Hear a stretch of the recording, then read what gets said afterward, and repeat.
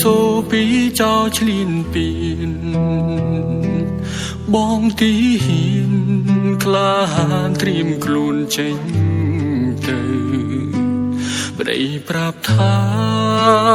កុំបារម្ភណាពើដល់យប់ជ្រៅបងត្រូវចេញទៅច្បាំងកូនភ្ញាក់ឡើងប៉ាត្រូវចេញទៅហើយមិនព្រមឡើយអោបជើងប៉ាយ៉ាងជាប់ម៉ែប្រាប់ថាកូនកុំភ័យតក់ស្លុតត្រូវប្រយុទ្ធដើម្បីការពារទឹកដី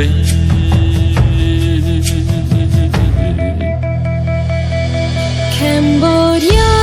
just wants peace. We want peace, not war. Families cry for fathers, hearts breaking more and more. Cambodia just wants peace. Please bring our loved ones home. We want peace, not war. Let the children dream once more. បនព្រះពុទ្ធទ្រង់អើយបាញ់ឈុំសង្គ្រាម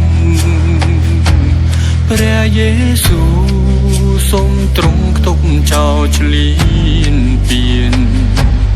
បើបន្តកូនចៅទ្រង់នឹងស្រកឈាម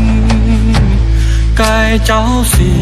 មឈុំឆ្លៀនពៀនទឹកដីខ្មែរ Cambodia just